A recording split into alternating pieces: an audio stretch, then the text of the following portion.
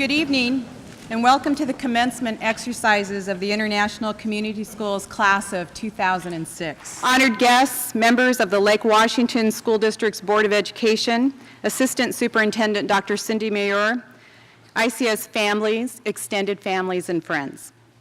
It is with great honor that the ICS staff and I stand here this afternoon and present to you the fifth and the largest graduating class of ICS.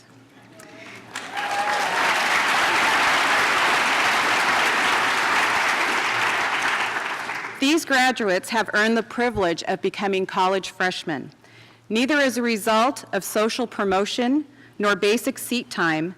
These seniors have earned their degrees by perseverance and intellectual curiosity, and a lot of that, I must say. They understand the non-negotiable push for standards far beyond basic literacy, and the staff and I want to thank you, the graduates, for your willingness to stay the course. You are mentally tough, and you are ready to go to college, so thank you. Before we proceed any further, though, I'd like our ICS parents to stand up. Don't be bashful.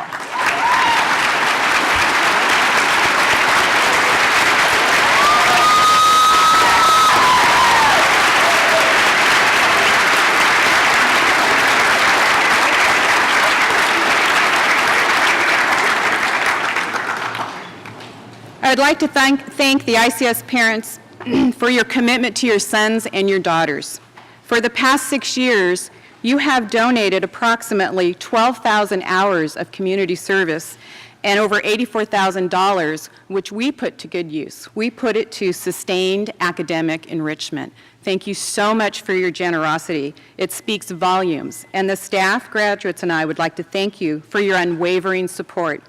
Thank you for trusting us to educate your young adults. It has been a complete honor. To Assistant Superintendent Dr. Cindy Mayor, if you would please stand, right up here in the front.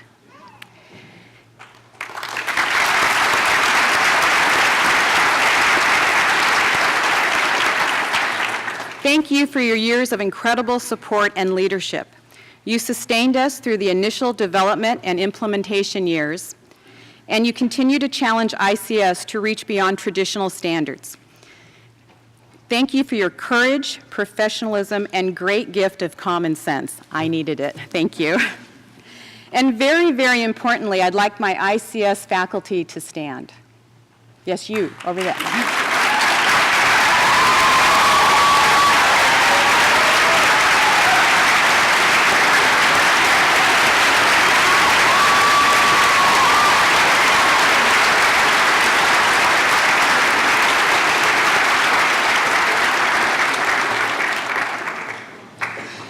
You give, without discrimination, the gift of academic faith to every single student, every single year.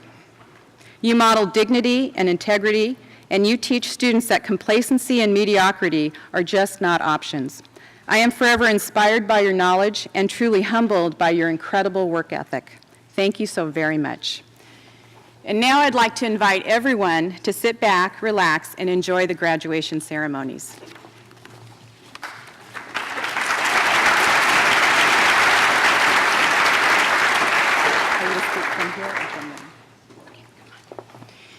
I'd like to present to you Kelly Scow, our elected graduation speaker.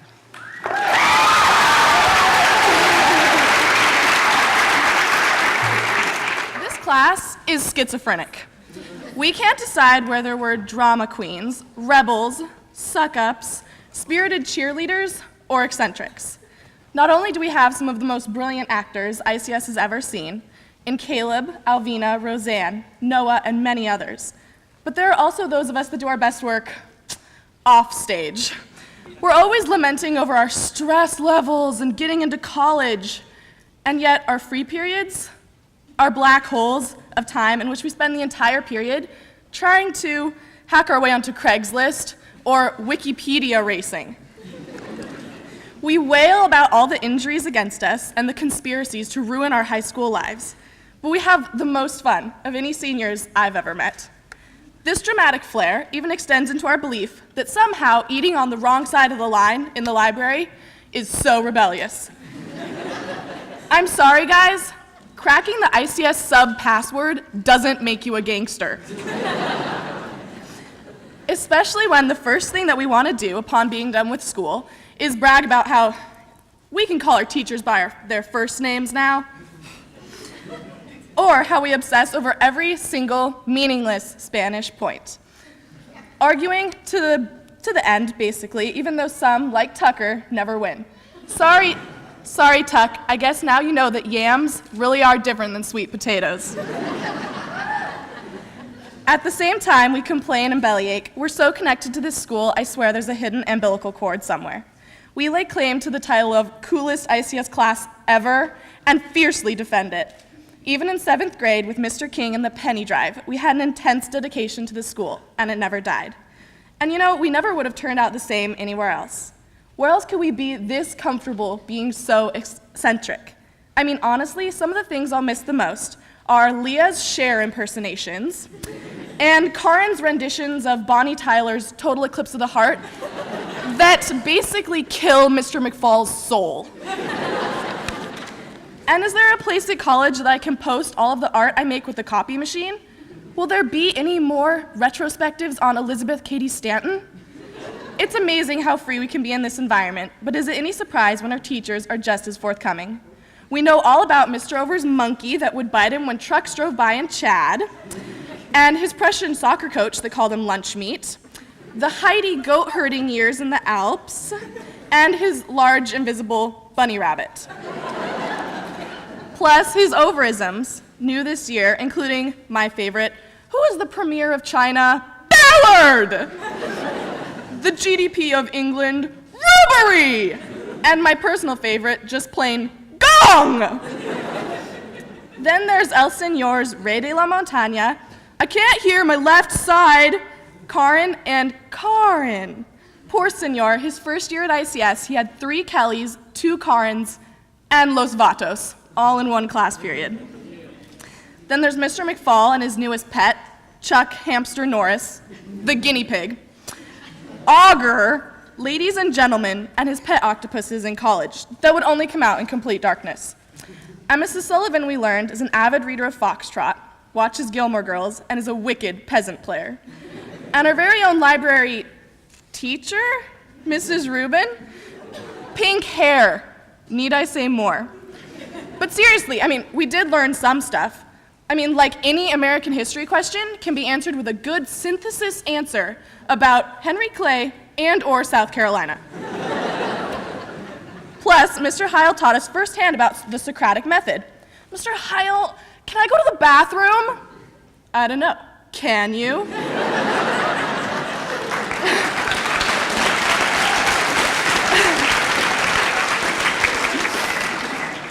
We also found that no matter what a hard-grading disciplinarian like Miss Packer says on the first day, Nick and Max can always force her to crack a smile. And although I might be reading too much into this, it seems that Mr. Plank left us with some solid skills, thanks to the low-risk writing that Phil loved so much. You know, we really have gained a lot of useful knowledge, and we will be able to apply it in so many situations. Now, I know this is the part where I talk about our potential and the great things we'll achieve and how we'll change the world. But first of all, you guys already know that. And second of all, that wouldn't be our style. Instead, I'm going to leave the class of 2006 with some sage advice that I felt I, as a voted class speaker, should impart upon them. First of all, remember in Spanish, embarazada does not mean embarrassed. It means pregnant, guys. That could be a little confusing. And then there's a good life lesson from my dad. Never eat anything bigger than your head. Irregardless is not a word, but yes, Carrie, caustic is a word. And by the way, inoculate, uvula, and masticate aren't dirty. They're okay. And an important one, prostate and prostrate are different words. You, for example, could not say, yeah, I'm lying prostrate on the floor. It's just wrong. And a favorite phrase of my mom's, what is. Finally, the most surprising and scandalous fact, we aren't shafted. Yeah, I said it. as drama queens. We may have used that to amp us up a little bit, create some unity. After all, it brought us together and it got us the attention we so greatly craved. But it served its purpose. We made a big enough deal about being shafted. In fact, I thought of something new to kind of replace it. How does this sound? We're not shafted, we're done.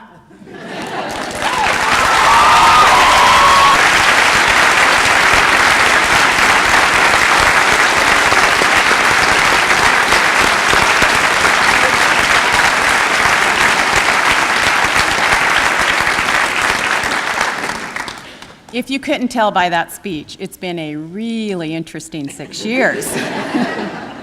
I'd like to invite up to the stage Mr. McFall, Staff Speaker, 2006.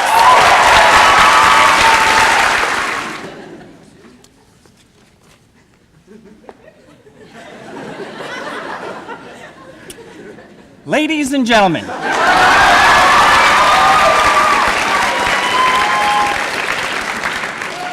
now really, how else would I begin a graduation speech? You know, life is not about a destination, but it's really about the journey that gets you there.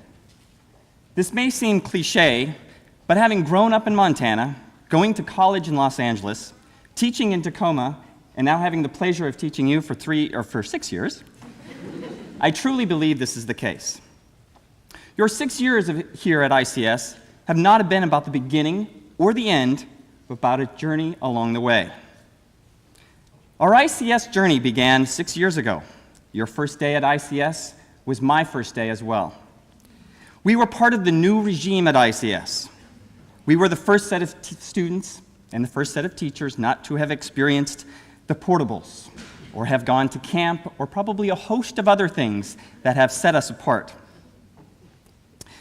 And our first day, I remember our first day, I was terrified because I was supposed to teach earth science, probably a subject you now know is not my passion, probably or my strong point after looking in my room. But in contrary to rumors out there, ladies and gentlemen was not written on my notes. However, as you can see, it is written on my speech. So we began the year, however, not with any science at all, really, more math, the dreaded dimensional analysis. Words that often elicit the phrase, "I thought this was supposed to be a science class, not a math class," or "I just came from math." But looking back on it, it must have been exhausting, as I think we spent several months going from mass to volume, and to rate. And eventually we did move on to science. I remember trying my hardest to keep one step ahead of you as I prepared reading packets which I must say probably were incomprehensible at the time, and maybe still are, since they were from my college geology book. I remember preparing outlines, of course, and who could forget the showcases of knowledge? And of course, not to be confused with my counterparts' celebrations. I remember demonstrating earthquake waves with slinkies in the lab. I remember listening to over 100 presentations on various volcanoes throughout the world. And only now will I admit to fading after the 6th or 7th day of listening to your presentations. But one thing that sticks out more about that year than any other was the design of your seismographs. And I must say, they probably weren't very effective. But what was ironic about that was later on that year, we actually did have an earthquake. This was also the year I began my quest to turn my room into an aquarium. And I can remember some of you saying, well, maybe we should just seal the walls and fill it with water. But I began with a relatively small 4-foot aquarium.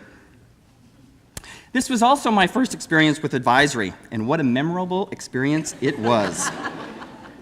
There are a few students who would not let me forget the infamous advisory after the Martin Luther King Day assembly, where as the story goes, because you were belittling the assembly in the day, I lectured you on the importance and its significance.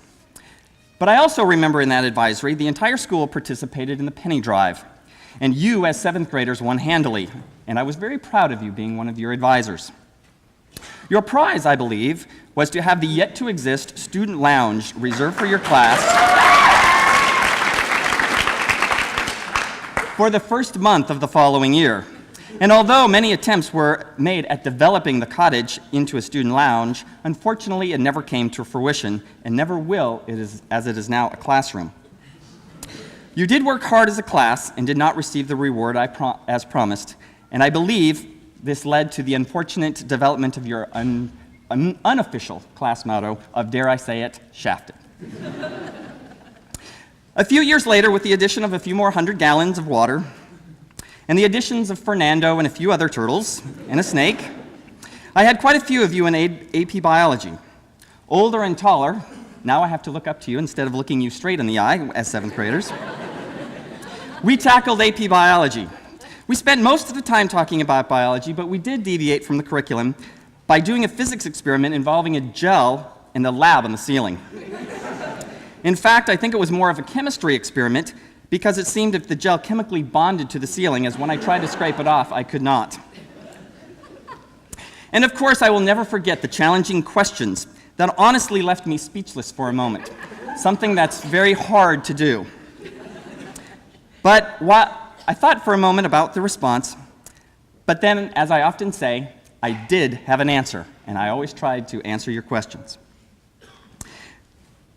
And although there were many good experiences from our journey through living in the world, one stands out in my mind that actually has nothing to do with biology at all.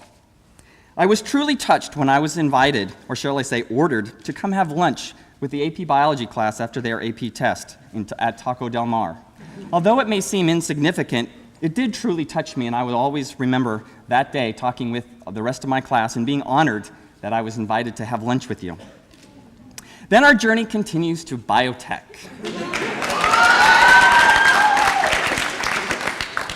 where some of us were obsessed with transfer pipettes, having auger fights, while others of you made auger monsters. And still others of you attempted to serenade the class with renditions of Total Eclipse of the Heart. However, throughout the class, I enjoyed your various movies that you produced for the expo, including various CSI episodes and sequels to the ever-popular Gattaca. And yes, I did read your projects. For some of you, our journey extended beyond the classes of ICS by participating in Focus Week, whether it be in our first Focus Week, sailing on the Puget Sound and camping, or whether it be experiencing biology in Catalina. And for some of you, our journey just recently included cave diving and watching your instructor attempt to body surf, but really getting pounded into the sand in Bermuda. During this part of our journey, I was able to get to know a lot of you outside the classroom setting, and you were able to know the other side of Mr. McFall.